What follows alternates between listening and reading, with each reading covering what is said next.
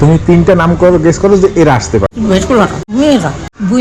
বাহন চলে গেল, হ্যাঁ দিদার বাহন চলে গেল। একদিকে ভিতরে জ্যাকেট পরে রয়েছে, অন্যদিকে গাড়িতে এসি অন করে দিয়েছে। এই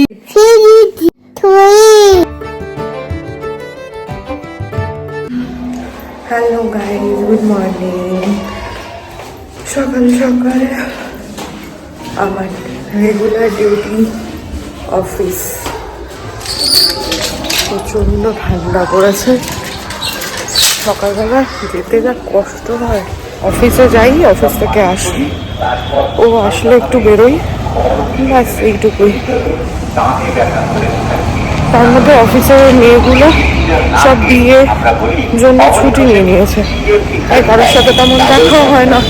যাচ্ছি বাস স্টপে, মতো ধরবো। দোকানটা বন্ধ থাকলে খুব সুন্দর করে এখানে দাঁড়িয়ে আমি ব্লগটা করতে পারি।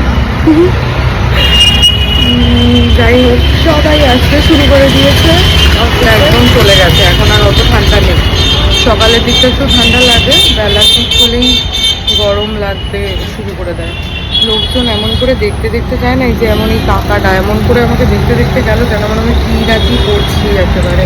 সকাল সকাল আমার ব্রেকফাস্ট রচা খেয়ে বাইরে গিয়ে। তুই বুঝিস নি, ব্লগই করছিলাম, কি আর করব বল, আমার তো আর কেউ নেই যে করে দেবে। জীবনটা ওই অফিস আর বাড়িতেই সীমাবদ্ধ। অফিসের থেকে অফিস, অফিস থেকে বাড়ি। হাই ফ্রেন্ড না হ্যালো ফ্রেন্ড? কোথাও যাইও না। Hello guys.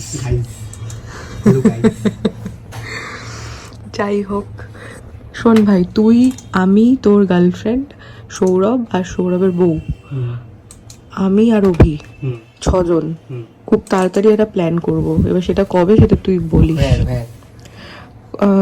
ক্যাফে একান্তের দিকে যেতে পারি, বা ওই দিকে তোর ওই পাকুড়িয়ার দিকে একটা সুন্দর মন্দির আছে বজরংবলী, সৌরভদের থেকে একটু কাছে হবে।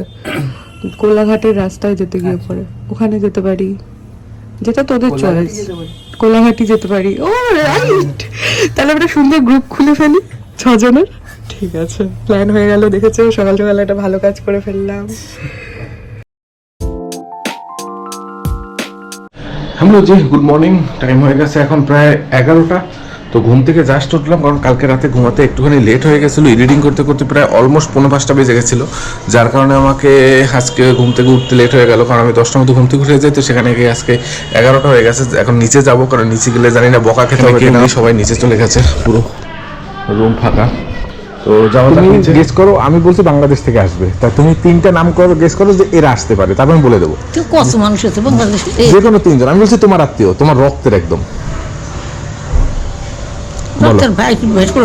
ভাই পোলার 1 গেল, তারপর মেয়েরা 2 গেল, তারপর আরেকটা নাম বলো, আরেকটা অপশন বলো, যে কোনো কাউকে। আর একটা যে কোনো একটা অপশন বলো। ভাইয়ের দিকে, ভাইয়ের দিক হলো, মেয়ের দিক হলো, আর একটা দিক বলো। আর রক্তের কাটা আচ্ছা বলো। বুইনের দিকে, বোনের দিকে 3টে দিক হয়ে গেল। আর আমি এটাও বলছি যে তুমি যা বলছো ওর মধ্যে একজন আসতে আছে।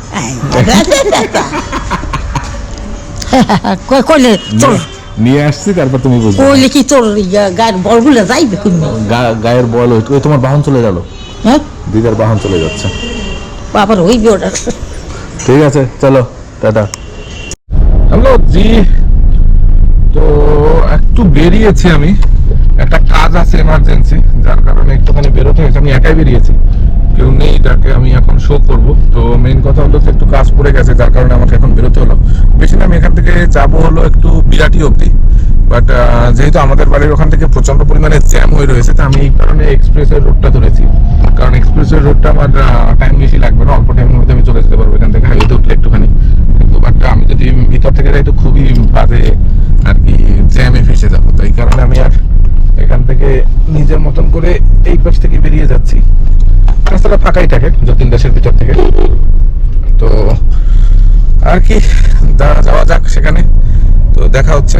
আর ব্যাপারটা হলো ওয়েদারটা তো এমন ভাবে পড়েছে যে একদিকে ভিতরে জ্যাকেট পরে রয়েছে, অন্যদিকে গাড়িতে এসি অন করে দিয়েছি। মানে এরকম প্রবলেম হয়ে গেছে, এসি অন করা রয়েছে আর জ্যাকেটও পরে রয়েছে।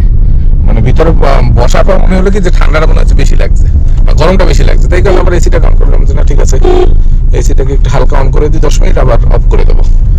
তো চলো যাওয়া যাক।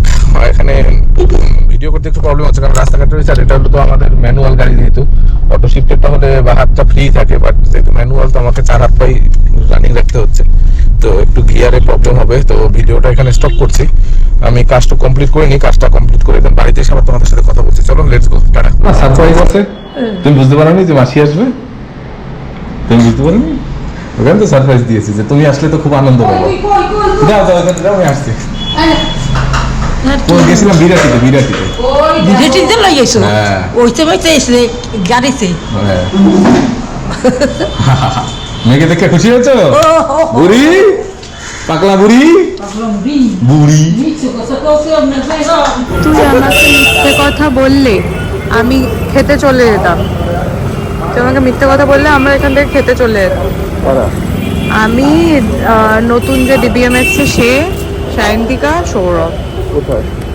কোথাও এখানে কোথাও রেস্টুরেন্টে।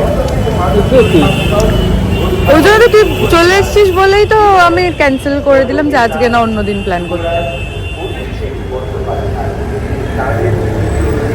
ওকে অফিস থেকে পিক আপ করে সোজা নিয়ে যায় ইউনিটিকে। ও বললো দুপুরবেলা ও নাকি লাঞ্চ করেনি, তো প্রচণ্ড পরিমাণে খিদে পেয়েছে। তো ইউনিটিকে গিয়ে ও সোজা সুজি ও ফ্রাইড রাইস, আর আজকে ফ্রাইড রাইস অর্ডার করার আগে বারবার করে বলেছে আমার একটু সেজওয়ান ফ্রাইড রাইস দরকার, কারণ খুব ঝাল খেতে নাকি ওর ইচ্ছা করছিল। যাই খাওয়া দাওয়া কমপ্লিট করে আমরা ওখান থেকে বেরিয়ে পড়লাম মুন্সির উদ্দেশ্যে, কারণ একটু চা না খেলে আমার মাথায় এমনিতেই ছাড়বে না, এত দূরে আসছি যখন চা খেয়ে যাবো। শীতের ড্রেস রাত্রি করে পরে নিলাম, কারণ প্রচণ্ড ঠান্ডা পড়ছিল। রাজারহাটের দিকে কি খেয়েছিস? ডিম, ডিম আর মাংস, মাংস আর ডিম, ডিম আর মাংস আর ভাত খাসনি? বা খাচ্ছি। ভাত খাচ্ছিস? কই ভাত কই? পাপা নিয়ে নিয়েছে। পাপা নিয়ে নিয়েছে? হুম। ভাতটা পাপা নিয়ে নিয়েছে? তাহলে তুই এখন কি খাবি? পাপা খাতা পাই ঠিক। সাদা ভাত শেষ? কে খেয়েছে তোর সাদা ভাত? ননিত। নৈরিত? নৈরিত এই যা। নৈরিত কে বাবা? নৈরিত কে? ফেলে দিয়েছিস? সরি বল, সরি বল, কান ধরো, বলো সরি। আহো ও বাবা, টাটা করে দাও, টাটা করে দাও, টাটা বলো। Like, comment, subscribe,